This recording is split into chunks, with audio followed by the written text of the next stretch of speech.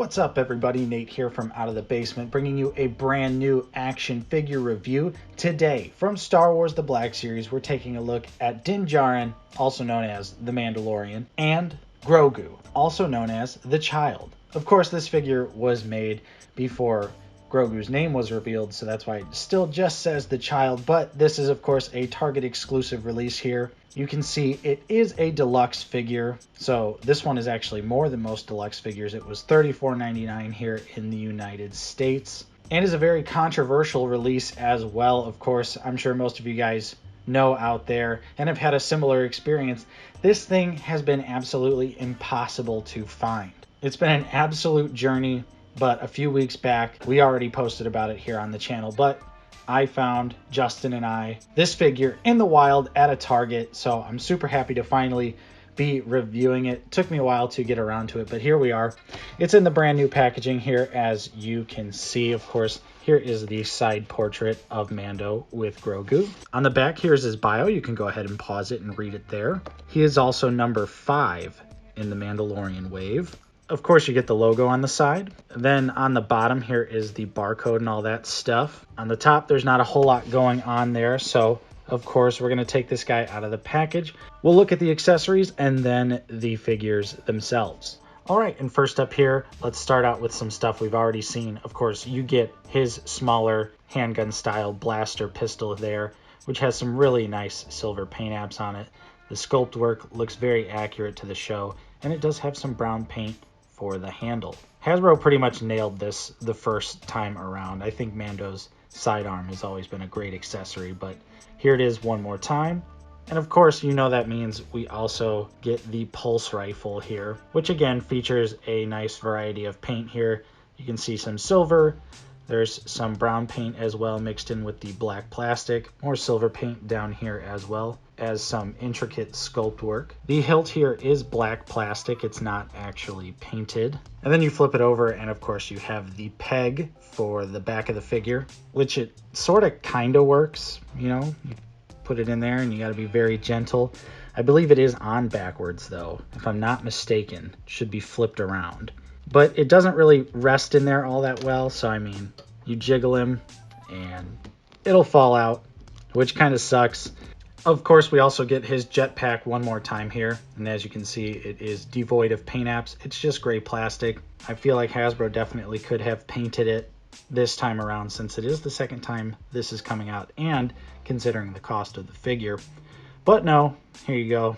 And of course, it plugs right into his back. But just like with the original Beskar figure, since the cape is a soft rubbery material, you can't really put it anywhere, so it looks really awkward. And that sucks because he does always look so awesome in the show when he's got the cape on and the jetpack, in my opinion, so that's a bummer. But of course, I think if you take it off, he still looks pretty damn awesome. No cape and just the jetpack.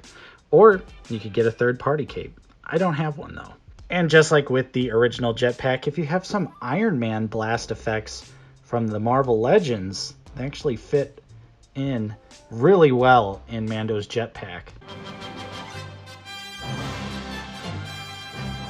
Then we also get the tracking fob, which is a great accessory. I love little accessories like this that just give your figures that just little extra bit of magic so you can like recreate some scenes. I love that. It is gray plastic. It does have a little bit of black paint and red paint right there for the flashing dot. It looks good. I mean, for what it is, I'll take it. Then I tried to pull these out of the packaging here and they all came out on the tape. But you get 5 Beskar steel ingots here. They look pretty good. They are unpainted. They do have a little bit of sculpt work there, and also a pretty poorly sculpted Imperial insignia. Spoils from the Great Purge. But of course, it doesn't stop there. We also get the pram here for Grogu, which does have some nice gold paint on it, but it is just gray plastic, and this just pops off, so you can see the inside there. It's black sculpted plastic. You do, of course, get a stand with it, though, which that is nice, and it is removable if you want to do that. And then, of course, we also have little Grogu here, which this time around is actually just a statue. It does have head movement and hand rotation there, just a little bit, but other than that, it is a static pose. Kind of an oddball choice considering the original Grogu is articulated at the arms and the feet as well. This one, the feet are solid in there. You can see the green paint there just on the bottom of the feet, so they're outlined in beige, which is just the plastic color. And so here they are side by side. You can see that the updated Grogu has the correct collar color and has more paint app detail for the hair, but of course lacks the articulation, and it's a lot more shiny. And I feel like the new one has more white around the pupils there. I don't know, I kind of still think my original release is my favorite so far. And of course you can just prop Grogu down, and there he is, all in his little cute glory. I mean, it's still nice because obviously now I can have a specific Grogu display going on, so I'll definitely keep this one in the pram like that.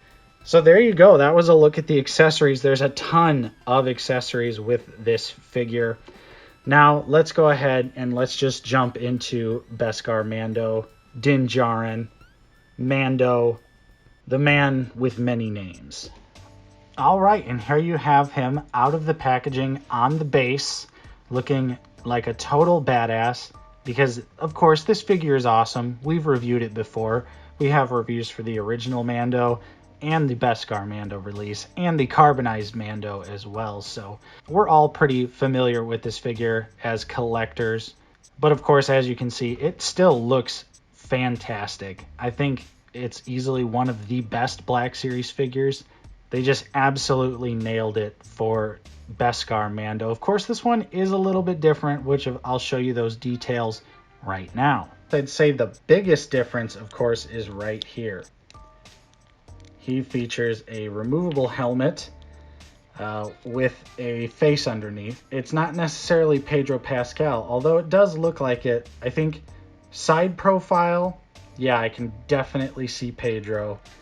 But head on, he looks very strange. Looks like he might have gotten stung by bees. They did Pedro dirty, and they even went so far he's got a little dirt mustache as well. But that's okay, because you can just pop that helmet right back on, and then all of your problems fade away. I also really don't like how matted the hair is. I mean, of course I understand it's like that because you got to be able to put the helmet back on. But still, his hair really doesn't even look like that. It kind of is reminiscent of the scene in Season 1 where he's injured and his hair is down a little bit, but it's typically not like that, especially in the other scenes we've seen him take the gear off. So I'd like another crack at this, something that looks a little bit more accurate, something that also would have a better hairstyle. But for now, you know, I'm just going to pop this back on and all of my worries are going to go away. Although his head definitely does stick out a little bit. You can see his hair in the back, definitely. But moving on, you can see he has the Mudhorn insignia there sculpted on to his shoulder. And the chest armor and all of the belts and everything like that look absolutely fantastic. Really clean paintwork from Hasbro this time around on my copy. I gotta say, that's some good work. Of course, I wish the wrist could be painted. It is all just silver. But you can see his costume features different sculpt work all throughout. There's like some quilted patterns right there mixed in with the other ruffles of the outfit. And it's just a really great looking figure. There's the hand, like the Scarif Trooper armor. And then of course, I forgot to show this earlier, but he has weapon storage for the pistol. The armor on the thighs here looks great. The boots, everything about this figure just looks absolutely fantastic. Hasbro really did a great job. I think no matter what Beskar Mando you go with, whether you get this deluxe version or you get the standard release or any future release, I think any of them are a good option, especially on this body. It just looks really awesome in my opinion. But now we're gonna go ahead and we're gonna see how he articulates. For the head, it can look up an okay amount. He has the double peg, so you have articulation at the base of the head and then again on the neck. So he does have a decent range on here, but looking down, that's about what you can expect. Of course, he can exorcist, and you get plenty of side to side, so you can get those good Mando head tilts. His shoulders can go up really far here. This one is a little, well, it actually doesn't really want to go up any further, it just wants to come back down. Anyways, the shoulder pads are nice and soft, they're glued onto this piece of the arm, so that in an ideal world, you get that full range of motion right there. Of course, it can be rotated around. He does have butterfly joints, a single jointed elbow here, which articulates as well. The wrist, of course, swivels and has the vertical hinge there, which is essential for all gun wielding, sword wielding, any type of character. Hasbro, take notes from yourself. Vertical hinge for the trigger finger, please. For his crunch, that's about what you get forward, and that's what you get back. Not a whole lot there. Of course, it can go side to side and does rotate fairly well, and the strap here doesn't really get in the way either, so that's good. Overall, decent range there. He can kick out this far, do the splits like so. Actually has a pretty decent kickback for a Black Series figure. Thigh swivel, the double knee works pretty well. Decent range there. Of course, you can see the boot kind of inhibits a little bit of the articulation. For the feet here, you can see you get extreme range going down, which is pretty damn awesome. And going up, you actually get a little decent amount as well. And he does have peg holes. So overall, the articulation is still wonderful on this figure. I have so much fun posing around Beskar Mando.